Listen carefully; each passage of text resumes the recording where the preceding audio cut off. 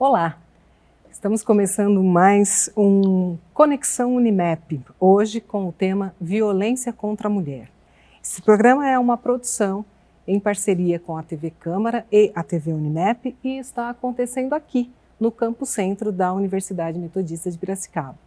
Para falar desse tema tão importante, nós convidamos a doutora Simone Seghese, advogada, e sua lindíssima filha e grande profissional, a doutora Thaís Seghese, a quem cumprimentamos e desde logo agradecemos pela honrosa presença. Simone Seghese é advogada e professora universitária, doutoranda como aluna especial em Filosofia de Gênero, mestre e especialista em Direito. Presidente do Projeto Heróica, que trabalha vulnerabilidades da mulher contemporânea.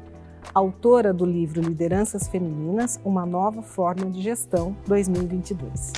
Thaís Seghese é psicóloga, pós-graduada em suicídio e saúde pelo Einstein, pós-graduada em urgência e emergência e situações críticas pela PUC São Paulo, coordenadora do Núcleo de Psicologia do Projeto Heróica e psicóloga clínica na Clínica Psique, atendendo adolescentes, adultos e casais com diversas demandas de saúde. Para começar a nossa conversa, o nosso bate-papo, pergunto à doutora Simone, resumidamente, como os casos de violência chegam ao conhecimento de vocês e quais são as tratativas a partir dessas informações? Bom, no começo do nosso projeto, professora, a gente tinha que andar atrás das comunidades para que a gente se tornasse visível, né? Depois de um determinado momento, tanto a OAB quanto a delegacia já começou a entender do funcionamento do projeto e encaminhar para a gente. E também as nossas mídias, né? Então, as mulheres que precisam de ajuda nos procuram agora diretamente pelas mídias do projeto, mas também pela entrada da Delegacia da Mulher. Eles têm ali um cadastro que eles preenchem, já encaminham para a gente o nosso cartãozinho, e a mulher que precisa de acompanhamento, de ajuda, ela já parte dali para o nosso contato. Tá. E o que você tem percebido? Um aumento nessa procura? As mulheres se sentem hoje mais confortáveis para procurar esse tipo de ajuda? Então, é muito interessante como a gente foi vendo a mudança no projeto. As mulheres, elas chegavam precisando muito do apoio jurídico.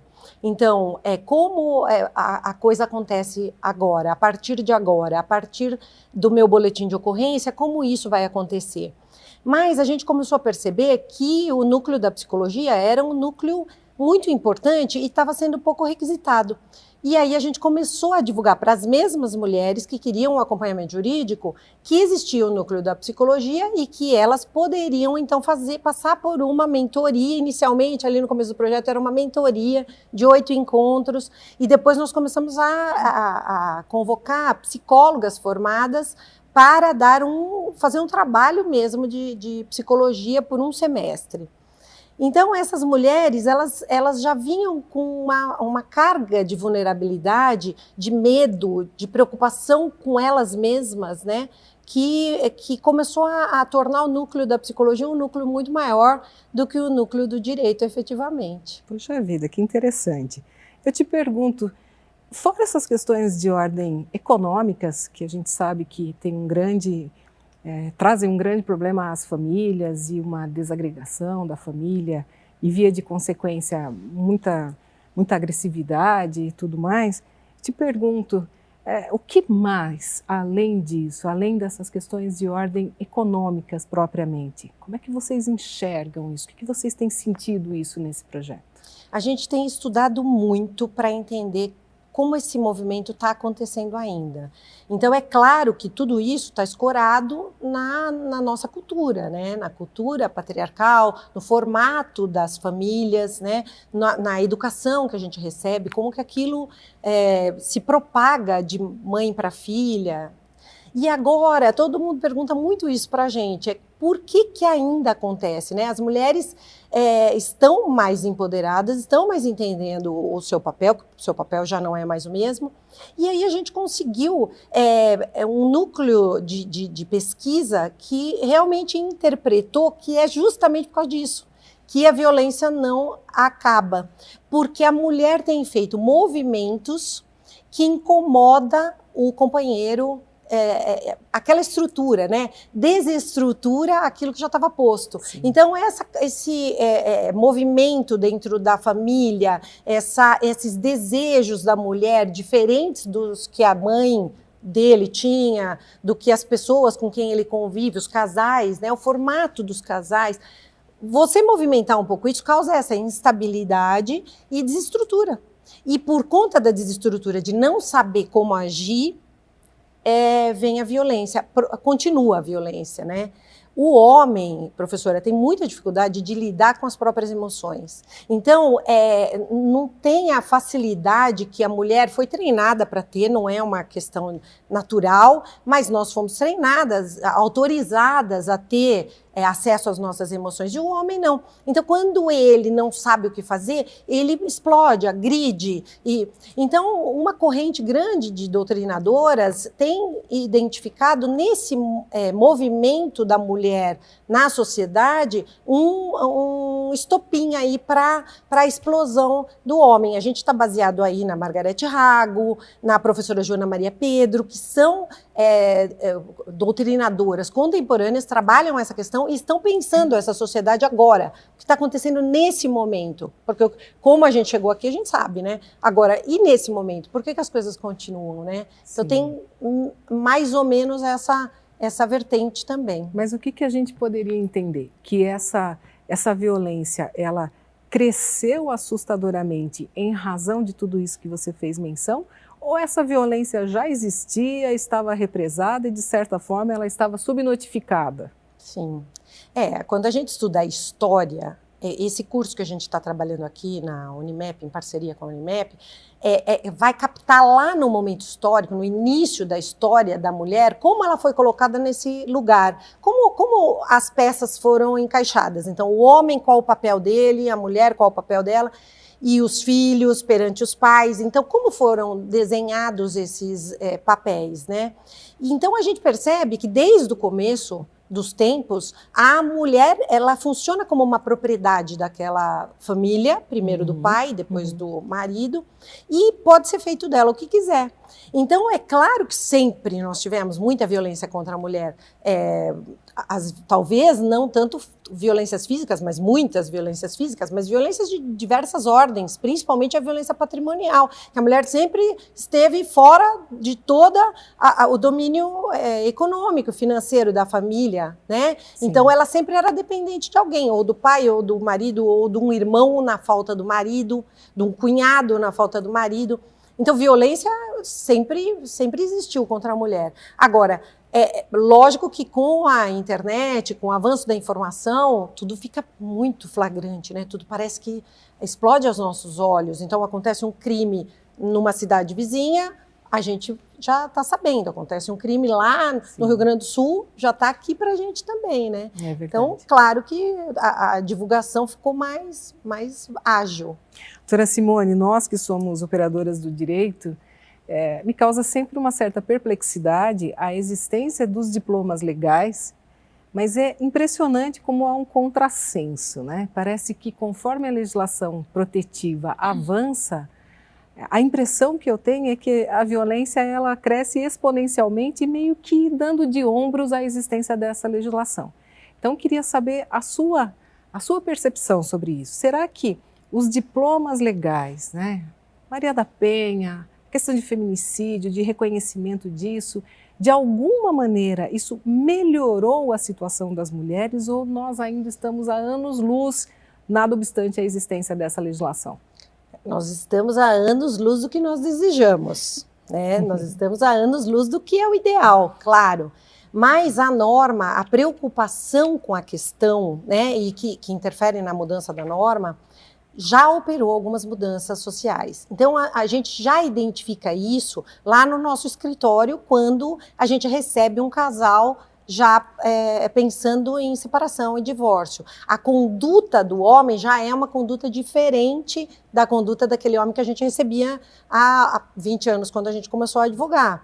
Então, é claro que a preocupação com a violência patrimonial, que era uma coisa que não existia, com a forma de tratar a ex-cônjuge no momento ali da separação, porque tem um assédio, tem essa preocupação.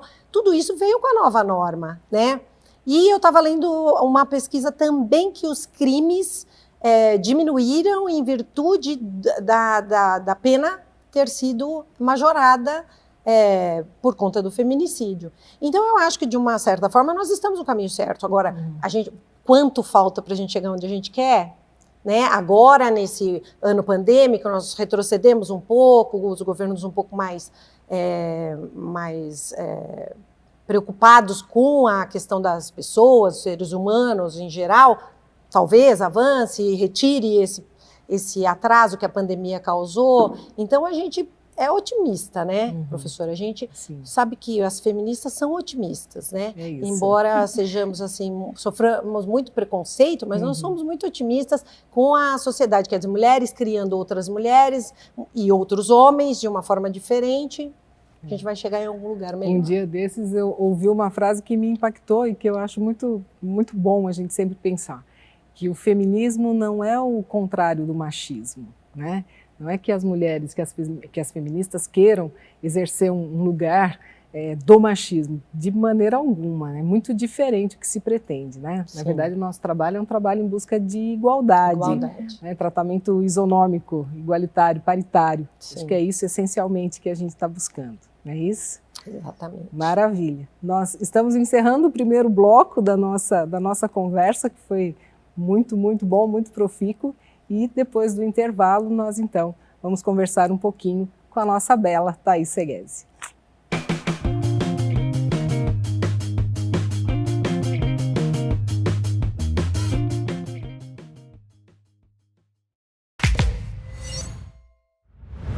Quando a gente olha fotos de viagem, é como se a gente viajasse de novo.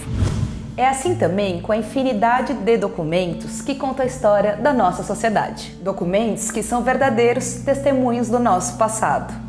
Mas, onde estão esses documentos? O que está escrito neles?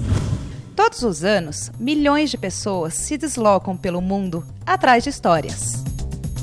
Museus, igrejas, monumentos, cidades inteiras que ajudam a contar quem somos, de onde viemos e até onde podemos chegar. Chineses viajam até a Itália para ver as ruínas do Império Romano. Italianos vão até a França conferir pinturas centenárias. Franceses cruzam o oceano para visitar os grandiosos museus nos Estados Unidos. Americanos vêm até o Brasil apreciar nossos tesouros culturais. E, do Rio Grande do Sul ao Amapá, a nossa história é contada graças a documentos antigos, verdadeiras joias, preservadas por grandes instituições, que registram a trajetória de uma sociedade. Como o livro de Memórias da Povoação de Piracicaba, escrito em 1784, por personagens que participaram ativamente da construção da nossa cidade. Ou o livro de fundação, um compilado de documentos do início do século XIX, que registra a elevação da então freguesia de Piracicaba para a categoria de vila e a conquista da autonomia política e administrativa da nossa região. Documentos escritos há mais de 2 séculos, que registram a história da nossa cidade. Documentos de todos os piracicabanos, para todo mundo ver. Venha com a gente viajar nas memórias de Piracicaba, através do acervo histórico da Câmara. Aqui, no Achados do Arquivo. Afinal, tem valor, tem história, tá na Câmara.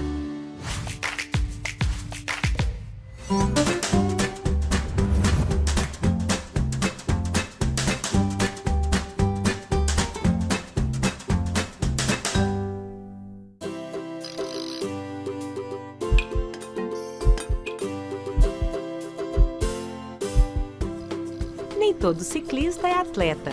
A bicicleta é principalmente um meio de transporte. Ela pode ser usada por qualquer pessoa para facilitar o deslocamento. Por exemplo, Cada vez mais gente vai trabalhar de bicicleta. Ela é também usada para transportar pequenas cargas. Você pode ir à padaria, levar as crianças à escola.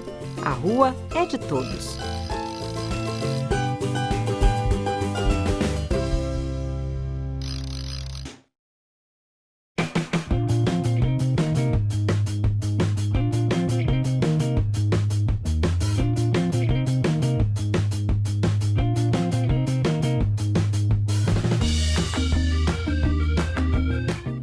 Estamos de volta para o segundo bloco do nosso Conexão Unimep, que hoje está tratando do tema violência contra a mulher. Doutora Thaís, desde logo já fazendo uma provocação, as mulheres contemporâneas, elas se encontram neste local de barbaridades, de agressões, de aviltamento. Elas foram colocadas nesse lugar ou elas se habituaram com esse lugar? Uau, que pergunta.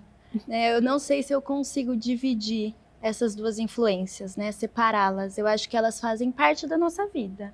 Uma parte, sim, foi a sociedade que nos colocou, assim como a minha mãe comentou antes, né? Que fomos sendo colocados e fomos nos colocando nesses lugares e até chegarmos aos dias atuais. Né? Mas também tem um ponto que nós mulheres, e todo mundo, mas como o nosso foco aqui é a mulher, né, a gente se mantém nesse lugar conhecido, a gente se mantém nesse lugar que a gente já sabe qual é. Porque por um lado, é muito mais fácil.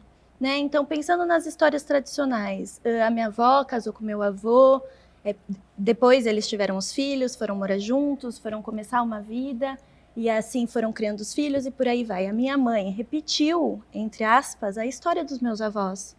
Né? Então, ela casou primeiro, depois ela teve os filhos e por aí vai. Quando eu me vi com a idade que a minha mãe teve, o primeiro filho, ou que ela estava casando, eu pensei, nossa, acho que eu estou num caminho errado. Né? Mas não errado, é diferente. Uhum. Então, se eu não paro e penso na minha vida e no papel que eu quero seguir, eu acabo repetindo o que outras pessoas acham importante e não seguindo a minha própria vida. Né, não entrando em contato com o meu próprio caminho, com a minha subjetividade. Então eu acho que além da gente estudar a história, para entender esse papel que nos foi imposto, a gente precisa olhar para dentro da gente e entender o que a gente espera, o que a gente acha certo para a nossa vida. Né, para assim a gente ir entendendo por onde é o caminho para fugir desse lugar que querem nos colocar, né, que ainda tentam nos colocar. Acho que é quebrar um pouco expectativas, não? Quebrar expectativas, as minhas, as das pessoas que eu amo, né? Exatamente, porque a gente vem de uma história onde as coisas foram colocadas dentro de uma pseudonormalidade e parece que você que não segue o ritual é um extraterrestre, né? Sim. Você, teoricamente, estaria muito fora da caixinha. E não é exatamente isso que nós estamos falando. E se questionar, né? Quem que impôs essas regras? Sim. Quem que falou que eu deveria estar dentro de casa, ou que eu deveria trabalhar menos, ou que eu tenho que ser mãe? Né? Quem que disse essas coisas? Em que época eles disseram? Ainda faz sentido para mim hoje? Em que contexto, né? Então são questionamentos que a gente tem que ir fazendo ao longo da vida para a gente entendendo a nossa experiência nisso tudo. É isso mesmo. Queria conversar um pouco contigo sobre a questão da dependência. Então, a primeira coisa que sempre vem à mente, especialmente do leigo, a gente sempre fala muito de dependência econômica e que certamente ainda é um viés muito importante nessa história. Mas queria que você nos contasse um pouquinho sobre isso. Que outros tipos de dependências a gente verifica nessas mulheres em condição de vulnerabilidade? A dependência econômica ela é muito forte, né? Primeiro, também por conta da história da gente ter se afastado desse lugar profissional por muito tempo. Então, as mulheres, a hora que elas se percebem nesse relacionamento violento, agressivo, elas já se veem longe do local de trabalho, então meio perdidas, né? Agora, por onde eu vou começar? Eu tenho meus filhos, eu tenho um marido que não ajuda, que não faz o papel de pai. Né? Então, elas se sentem muito perdidas, mas também essa dependência emocional, que também diz respeito às nossas histórias, aos nossos mitos, aos nossos contos de fada, né? Que colocam nós mulheres nesse lugar de a gente não sobrevive sem um homem, seja ele o nosso pai, seja ele o nosso marido, seja ele um cuidador, um chefe, né? Então a gente tem que ter alguém comandando para a gente sobreviver. E aí muitas vezes se a gente não para e presta atenção nisso e não se entende suficiente, capaz e forte, a gente meio que se entrega a esse sentimento, né? Então eu sinto que eu preciso também desse homem e aí acaba por me segurar um pouco mais nesse lugar de violência. Você acha então que muitas mulheres permanecem nessas relações tão complexas por conta dessa dependência financeira? Eu acho que sim, mas acho que também por conta dessa dependência emocional, né? Eu acho que o meu estudo da faculdade, do TCC, foi sobre o bem-estar subjetivo e qualidade de vida em mulheres vítimas de violência. E essa questão desse amor romântico e até um tanto quanto mentiroso, né, de princesa mesmo, e aqui eu volto a falar dos contos de fada, apareceram muito nas respostas das mulheres, né? Então, eu achei que ele estava fazendo para o meu bem, né? Então, eu achei que eu não podia usar aquela roupa porque ele estava cuidando de mim, porque era perigoso para mim, né? Então, ainda é muito forte todos esses pensamentos na nossa sociedade, que acabam por deixar a mulher dentro dessa situação de violência. Dá para a gente diferenciar dependência psicológica de dependência emocional? Dá para a gente diferenciar. A dependência emocional é mais essa questão de sentir que eu preciso dessa pessoa para sobreviver, né? A psicológica, e pensando na violência psicológica como um todo, ela vai trazer toda uma baixa na autoestima, uma baixa, um aumento da manipulação do parceiro, né, do agressor com essa mulher, vai trazer essa sensação de insuficiência, né, para a mulher. Então, eu acho que tem esses pontos de diferença. A dependência emocional é mais voltada para o sentimento com o parceiro, né, e essa violência psicológica é voltada para a mulher mesmo. É o que o parceiro faz com que essa mulher, que acaba minando o poder dela, né, esse poder subjetivo da mulher. É difícil para a mulher entender que ela está numa relação tóxica? Muito, muito difícil. É o que a gente escuta muito por aí, né? Que, por que ela está se mantendo nisso, né? Por que ela não saiu antes dessa relação? E aí eu fiquei pensando que o começo dos relacionamentos abusivos, eles são muito silenciosos, né? É uma violência muito velada. Então, é muito raro o parceiro chegar batendo na mulher, né? Primeiro ele vai podando pelas beiradas, ele vai contornando aquela situação como se ele estivesse fazendo por amor, né? Então, hoje você não vai sair com as suas amigas, fica comigo, porque eu gosto muito de você. E nisso ele acaba com toda o convívio dela, né? Então, todas as relações dela, e acaba fechando ela mais dentro dessa casa. Então, é muito fácil pra gente que vê de fora, mas muito difícil para quem está lá dentro. Até porque a gente ainda ouve muito aquela frase, se a pessoa tem ciúme é porque ama. Como é que a gente desconstrói isso? Precisamos falar sobre isso. Precisamos falar sobre isso. Ciúme não é amor. Não faz parte do amor, né? Não é. Eu acho que o mais importante é a gente pensar que o relacionamento não tem que ser algo pesado como a gente entende, né? Então, o casamento custa, o relacionamento custa. Não é todo dia que é legal, tá? Não é todo dia que é legal. Mas tem que ter uma média. E se tá mais difícil do que prazeroso, tá na hora de olhar para isso e repensar tudo isso, né? Então, quebrar um pouco essa ideia de que a mulher tá lá porque ela quer, né? Porque é muito difícil a gente sair desse lugar de violência. Queria que você falasse um pouquinho sobre os filhos desta relação tóxica.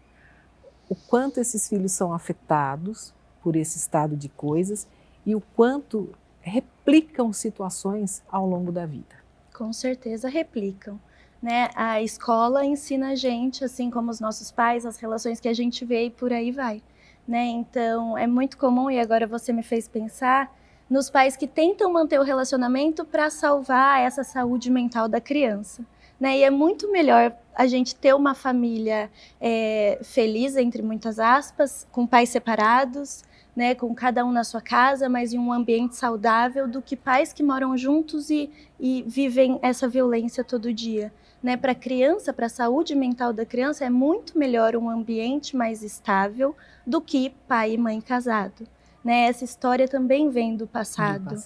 Então, acho que a Certamente. gente também tem que quebrar um pouco isso, né? No seu dia a dia, ali na prática, recebendo essas pessoas, conversando com essas pessoas, como é que você começa?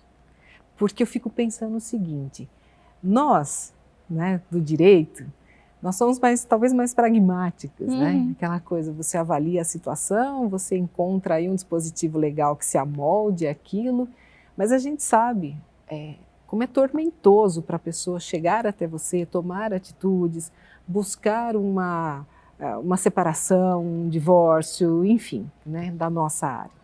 Mas aí fico pensando na questão psicológica propriamente. Como é que um profissional da psicologia que atenda uma situação como essa, que perceba muito claramente que aquela pessoa está vivendo uma relação tóxica e o que isso pode resultar, como é que você inicia esse trabalho, talvez até de convencimento, né, da pessoa de que ela está vivenciando uma situação irregular como essa? Conta um pouquinho pra gente. Primeiro é escutar, acolher, né? Estar junto ali daquela pessoa que está em sofrimento, por mais que ela não entenda que ela está vivendo uma relação abusiva, né? É nosso papel também, enquanto profissionais da saúde, informar, né? É claro que existem jeitos para a gente informar, então eu não vou apontar o dedo, eu não vou julgar, mas eu vou fazer com que ela pense se isso é uma relação saudável ou não, né? Que ela observe outras formas de se relacionar, outras perspectivas, outros casais, né? Para que ela comece a perceber e se perceber dentro disso tudo, né? Mas eu acho que o mais importante é deixar essa pessoa confortável para que ela consiga entrar em contato com aquilo que ela precisa, né? Eu volto a dizer que mesmo que ela não saiba conscientemente que ela está sofrendo, ela sabe que ela está sofrendo. Né? Então é só a gente dar um espaço para que ela mesma consiga se escutar e perceber tudo isso. Maravilha. Queria fazer uma pergunta para ambas, cada uma evidentemente na sua área. Políticas públicas, diante de tudo isso que nós estamos vivenciando, o que é que vocês entendem que é necessário, que é para ontem, em termos de políticas públicas, para de alguma forma minimizar essa situação tão delicada e tão difícil que a gente está vivenciando? Doutora Simone, por gentileza. Olha, professora, Piracicaba é muito bem estruturada em termos de políticas públicas. Há muitos anos que nós acompanhamos o trabalho aqui desenvolvido no nosso município e, de verdade, é muito bem feito. E tem melhorado, né? Muito, tem aumentado. Tem tido muita preocupação, muita novidade no município.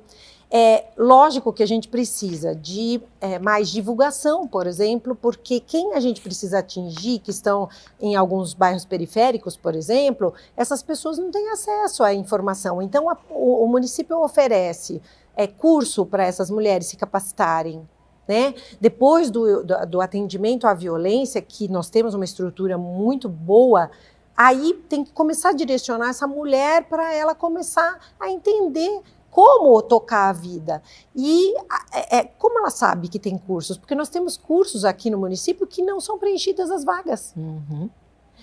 Por dois motivos. O primeiro, que ela não sabe que esse curso existe, e segundo, que ela não, quando sabe, ela não consegue se deslocar até lá. Então, nós temos que fazer que isso seja acessível. Chegue às pessoas. Sim. De todas as formas. Então, que elas recebam um passe de ônibus, por exemplo. Ou que tenha alguma condução para levar. Ou né? que leve e busque. Né? Então, o município está equipado, mas a gente precisa agora começar a estruturar essa questão. Eu acho que o trabalho da sociedade civil também é estar nesse momento de amparo. Então, logo que nós entramos com o projeto Herói aqui em Piracicaba, nós nos dirigimos à prefeitura e nos oferecemos. E agora, nessa última turma que nós formamos 16 alunas, todas já estão a serviço do município. Então, nós fomos lá conversar com a Euclídia já tem em mãos o nome de todas para convocar para o trabalho mesmo, porque existe essa população em Piracicaba que quer ajudar na questão. Então, é assim que a gente vai minimizando, né, sim. os futuros problemas que a gente pode ter na nossa sociedade. Quanto mais gente capacitada para ajudar em tudo isso, melhor. Né? Para encerrar, Thaís, em termos de atendimento psicológico, Nós temos instrumentos, o município tem esses instrumentos hoje ou ainda falta muita coisa? Falta um pouco ainda, né? A gente tem o CAPS, mas eu também entendo que é o Centro de Atenção Psicossocial, para quem não sabe, né, do SUS. Eu entendo que tem uma demanda muito alta, mas a gente deveria olhar com um pouquinho mais de atenção para isso, né? Porque se a gente fizer um paralelo rápido, quem tem dinheiro consegue buscar por ajuda, quem não tem precisa do SUS, precisa desse cuidado, né? Mas eu acho que o que ela disse da sociedade civil ajudar nesse processo é o mais importante. A gente está todo mundo junto nessa, querendo um mundo melhor, né? Maravilha. Quero agradecer muitíssimo a presença dessas lindas e talentosas mulheres, competentes mulheres que nos honram e honram a mim pessoalmente pela deferência e pela amizade, e dizer que então chegamos ao fim de mais um Conexão Unimep, hoje realizado no campus centro da Universidade Metodista em parceria com a TV Câmara. Agradecer muitíssimo aos nossos colaboradores locais por abrirem as portas para esse programa e desejar a todos sempre uma excelente e feliz vida. Até a próxima.